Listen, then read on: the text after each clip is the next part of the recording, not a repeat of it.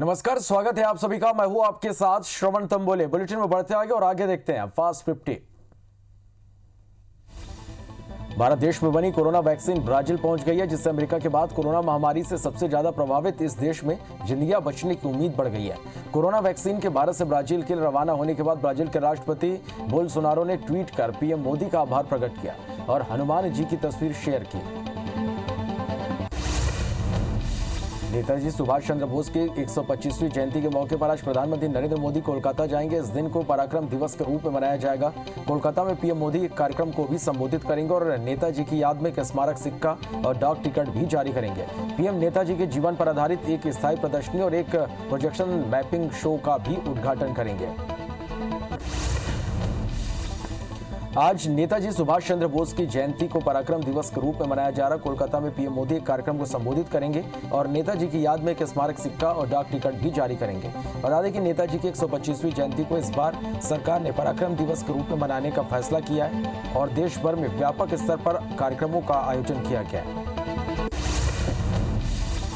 नेताजी सुभाष चंद्र बोस की जयंती के अवसर पर पश्चिम बंगाल की सीएम ममता बनर्जी के नेतृत्व में श्याम बाजार स्थित नेताजी की मूर्ति से लेकर मोयो रोड तक पदयात्रा का नेतृत्व करेंगे। इस पदयात्रा में समाज के विभिन्न वर्ग के लोग शिरकत करेंगे।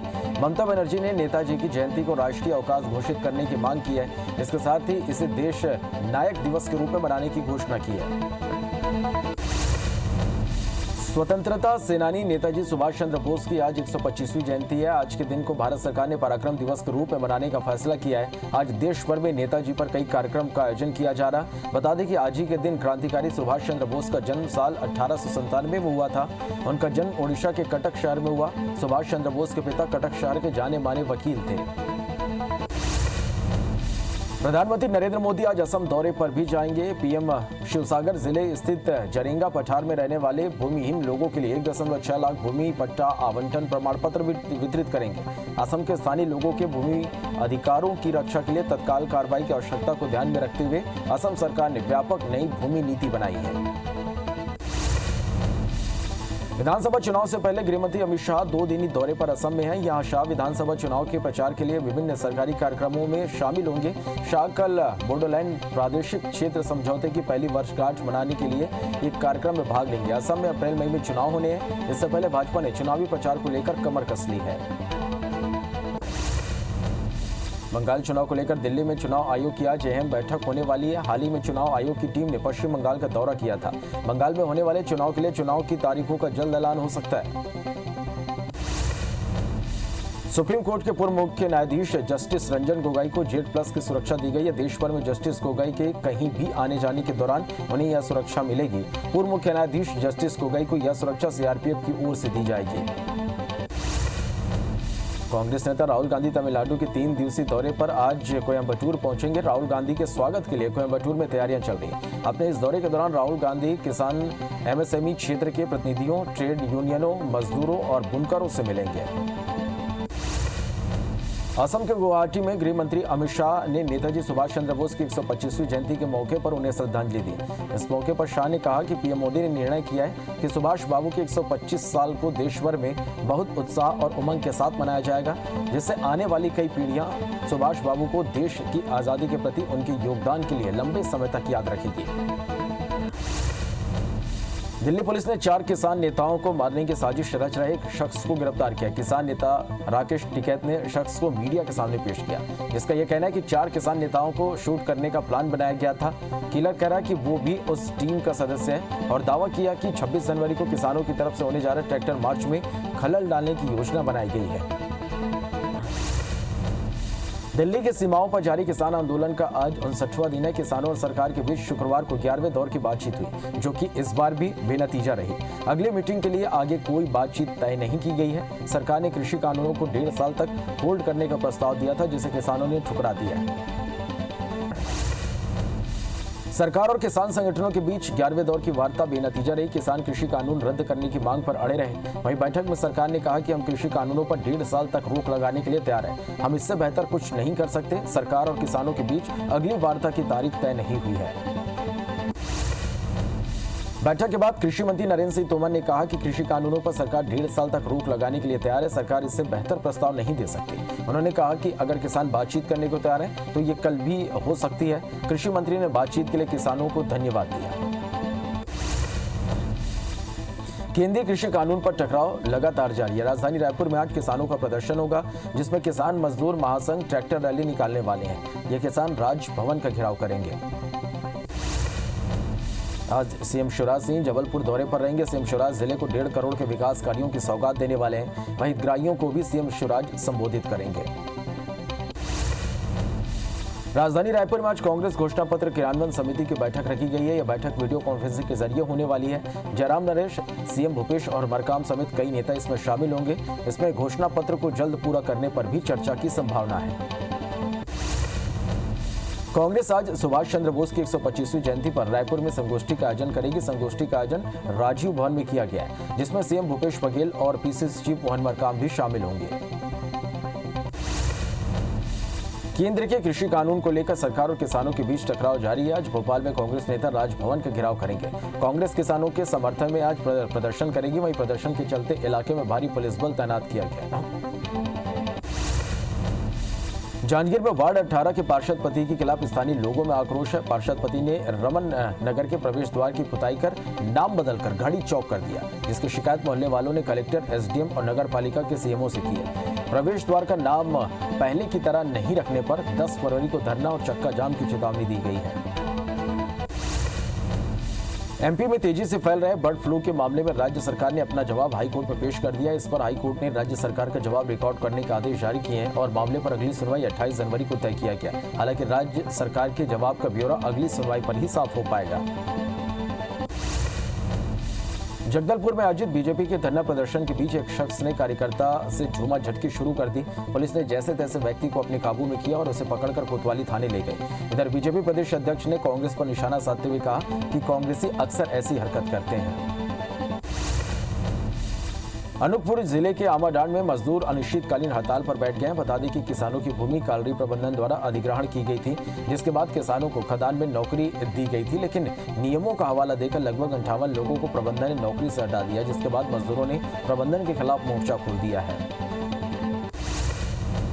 कस्टम मिलिंग मामले में दायर जनहित याचिका पर हाईकोर्ट ने सुनवाई बढ़ा दी है। हाईकोर्ट ने छत्तीसगढ़ राज्य से चावल की खरीद के लिए दायर जनहित याचिका पर केंद्र, राज्य सरकार, मार्कफेड और एफसीआई से जवाब मांगा था, जिसमें सिर्फ केंद्र सरकार ने जवाब पेश किया, जबकि राज्य शासन और अन्य ने जवाब नहीं दिया।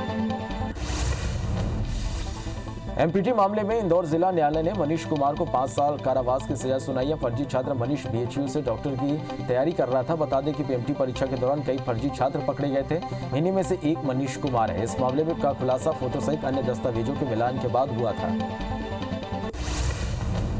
टेंडर प्रक्रिया में लापरवाही बरतने पर गोबरा नवापारा के सीएमओ भूपेंद्र उपाध्याय को सस्पेंड कर दिया गया। बता दें कि नगरीय प्रशासन मंत्री शिव कुमार डहरिया को सीएमओ के खिलाफ शिकायत मिली थी कि सीएमओ ने 2 करोड़ से ज्यादा की टेंडर प्रक्रिया में लापरवाही इस पर की है। इस पर मंत्री ने जांच कर कार्रवाई के निर्देश दिए थे। डिंडौरी जिले के मेहंदवानी स्थित सामुदायिक स्वास्थ्य केंद्र की एक तस्वीर सोशल मीडिया पर खूब वायरल हो रही है, जिसमें मरीजों के पलंग पर कुत्तों ने डेरा जमा रखा है। बताया जा रहा है कि अस्पताल में रात के समय कुत्तों का डेरा रहता है। बेमेतरा के खैरा ग्राम पंचायत की महिला सरपंच से मारपीट का मामला सामने आया है। घटना के बाद सरपंच अपने समर्थकों के साथ करही बाजार थाना पहुंची और उन्होंने पूर्व सरपंच के खिलाफ केस दर्ज करने की मांग की, लेकिन रिपोर्ट दर्ज नहीं होने पर ग्रामीणों ने मुख्य मार्ग पर चक्का जाम कर दिया। 70 करोड़ के ड्रग्स मामले में पुलिस ने अब तक 10 आरोपियों को गिरफ्तार किया है, जिनमें 5 आरोपी जेल में हैं, वहीं अन्य 5 आरोपी पुलिस रिमांड पर हैं। पुलिस रिमांड पर लिए मुख्य आरोपियों से पूछताछ में इंदौर शहर के लोकल ड्रग्स पेडलर की जानकारी मिली है, जो कि शहर में ड्रग्स सप्लाई करते थे। दतिया के धाकर दूध डेयरी और दबेरा दूध डेयरी में बीते दिनों हुई छापेमारी के बाद शुक्रवार को 5 आरोपियों के खिलाफ केस दर्ज किया गया। इन डेयरियों में छापेमारी के दौरान कई खतरनाक रसायन बरामद हुए थे। एसडीओपी ने बताया कि दबेरा में कार्रवाई के दौरान भारी मात्रा में मिलावटी घी भी बरामद किया गया था।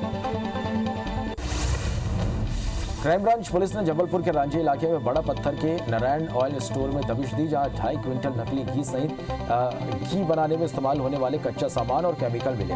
बताया जा रहा है कि आरोपी विष्णु गुप्ता कई साल से नकली घी बना रहा था। नकली घी को दुकानों में 130 से 150 रुपए प्रति किलो बेचता था। दूसरी ओर क्राइम ब्रांच ने जबलपुर के गोहलपुर इलाके में नकली ब्रांड के टीवी बनाने के कारखाने का पर्दाफाश किया। मकान नुमा कारखाने में नकली ब्रांड की टीवी बनाने का गोरख धंधा चल रहा था। आरोपी सस्ती कीमत की एलईडी टीवी को फर्जीवाड़े से नामी ब्रांड की टीवी में बदलकर ऊंचे दामों पर बेचते थे। पुलिस ने मामले में 2 आरोपियों को गिरफ्तार किया है। दतिया के सनोरा कंजर डेरा में आबकारी विभाग और जिगना पुलिस ने संयुक्त रूप से छापेमारी की। इस दौरान 1200 लीटर कच्ची शराब और 10,000 लीटर गुड़ लाहन नष्ट कर शराब बनाने के उपकरण जब्त किए गए, जिनकी कीमत करीब 3,50,000 रुपए आंकी जा रही है। गोबरा नवापारा में एक अज्ञात युवती ने 2 लोगों की कारों में तोड़फोड़ की, जिसकी हरकत सीसीटीवी कैमरे में कैद होगी। फिलहाल पुलिस ने युवती के खिलाफ केस दर्ज कर मामले की जांच शुरू कर दी है। पहली गाड़ी मुश्ताक ढेबर और दूसरी गाड़ी व्यवसायी संदीप पारक की बताई जा रही है। बलरामपुर पुलिस ने जिले के डूमर खोला गांव में हुए दुष्कर्म के मामले में आरोपी को गिरफ्तार कर लिया। एसडीओपी नीतीश ने बताया कि आरोपी हथियार की नोक पर महिला का अपहरण कर उसे जंगल ले गया था, जहां उसने 2 दिनों तक दुष्कर्म की वारदात को अंजाम दिया था। साथ ही पीड़िता के पति और ससुर पर भी जानलेवा हमला किया था। एमपी में लव जिहाद कानून के तहत दर्ज हुए पहले मामले के आरोपी असद खान को कोर्ट के आदेश पर जेल भेज दिया गया। पुलिस के मुताबिक पेशे से मैकेनिक असद ने खुद को मैकेनिकल इंजीनियर बताकर बीटेक छात्रा से दोस्ती की थी, जबकि 2019 में उसने खुद को आशु बताकर छात्रा को शादी का झांसा दिया और कई बार ज्यादती की थी। इंदौर में साइबर सेल की टीम ने 2 शाती ठगों को गिरफ्तार किया, जो देश के नामी ज्वेलर्स के फोटो और उनके ब्रांड के नाम को ट्रू कॉलर पर सेव कर उसी नंबर से ठगी करते थे। ठगों ने ऐसे ही पंजाब सराफ ज्वेलर्स को निशाना बनाया था, जिसकी शिकायत पीड़ित ने साइबर सेल में की थी।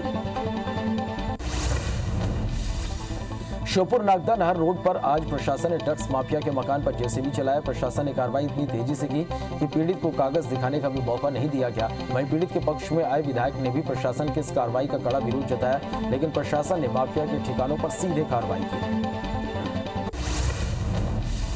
इंदौर की एसटीएफ टीम ने मेडिकल कॉलेज में एडमिशन दिलाने के नाम पर ठगी करने वाले 2 आरोपियों को गिरफ्तार किया। टीम के मुताबिक आरोपी एडमिशन दिलाने के नाम पर एक व्यक्ति से 20 लाख रुपए लेते थे, जिसके तहत उन्होंने अब तक 5 करोड़ तक की ठगी की है, जबकि मुख्य आरोपी चंडीगढ़ जेल में बंद है, जिसे इंदौर लाया जाएगा। ग्वालियर में जमीन की धोखाधड़ी का मामला सामने आया। बैंक में गिरवी रखे जमीन के कागजात को एक दंपत्ति और उनके बेटों ने मिलकर कॉस्मेटिक कारोबारी को बेच दिया। जब कारोबारी वहां रहने पहुंचा तो उसे अपने साथ हुए धोखाधड़ी का पता चला, जिसकी शिकायत उसने थाने में की है, जिस पर पुलिस ने केस दर्ज कर कार्रवाई शुरू कर दी है। भिलाई के सुपेला थाना क्षेत्र में जमीन रजिस्ट्री कराने के नाम पर ठगी करने वाले 4 आरोपियों को पुलिस ने गिरफ्तार कर लिया। बता दें कि आरोपियों ने 5 एकड़ कृषि जमीन को रजिस्ट्री कराने का झांसा देकर पीड़ित रविंदर सिंह से कुल 30 लाख की ठगी की थी। कबीरधाम जिले के किसान से लूटपाट करने वाले 2 आरोपियों को पुलिस ने गिरफ्तार कर लिया है। आरोपियों में सोमनाथ यादव और जयप्रकाश दुबे शामिल है। बता दें कि आरोपी इससे पहले भी लूट की वारदात को अंजाम दे चुके हैं। पुलिस के मुताबिक आरोपियों ने चाकू दिखाकर खमरिया गांव के किसान से हजारों रुपए लूट लिए थे। रायसेन में नौकरी दिलाने के नाम पर लगभग 160 छात्रों से धोखाधड़ी का मामला सामने आया। छात्रों ने दीनदयाल उपाध्याय कौशल योजना के तहत सेंटर संचालक पर धोखाधड़ी का आरोप लगाते हुए हंगामा किया और थाना कोतवाली पहुंचकर आरोपी सेंटर संचालक पर कार्रवाई की मांग की।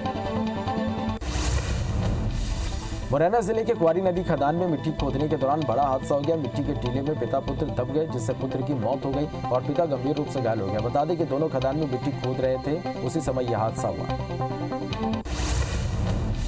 और जैन पुलिस ने शेर की खाल के साथ 2 तस्करों को गिरफ्तार किया, जबकि एक खरीदार पुलिस को देखकर फरार हो गया, जिसकी तलाश जारी है। जब्त खाल की कीमत अंतर्राष्ट्रीय बाजार में करोड़ों रुपए आंकी गई है। एसपी के मुताबिक मुखबिर की सूचना के आधार पर यह कार्रवाई की गई है। आरंग के कई गांवों में बीती रात 3 हाथियों के दल ने जमकर उत्पात मचाया। महासमुंद के बड़गांव क्षेत्र से आरंग पहुंचे हाथियों ने देवरी गांव में 3 मवेशियों पर हमला कर दिया, जिसमें एक की मौत हो गई जबकि 2 घायल हो गए। फिलहाल आरंग वन विभाग की टीम हाथियों पर लगातार नजर रख रही है। रायगढ़ जिले के नंदेली गांव में 24 जनवरी से अखिल भारतीय रामनामी भजन मेला का आयोजन किया जा रहा है, जिसकी तैयारियों का जायजा लेने रायगढ़ कलेक्टर गांव पहुंचे, जहां उन्होंने कार्यक्रम की तैयारियों का जायजा लेने के साथ ही गौठान का निरीक्षण भी किया। साथ ही बचे हुए कार्यों को जल्द पूरा करने के निर्देश दिए। तखतपुर में नगर पालिका की अनदेखी के बाद वार्डवासी खुद टोनी डबरी तालाब का अस्तित्व बचाने में जुट गए हैं। टिकरीपारा के टोनी डबरी तालाब की सफाई के लिए वार्डवासियों ने नगर पालिका में कई बार शिकायत की, लेकिन नगर पालिका की तरफ से सहयोग नहीं मिलने पर अब खुद तालाब की साफ सफाई शुरू कर दी है।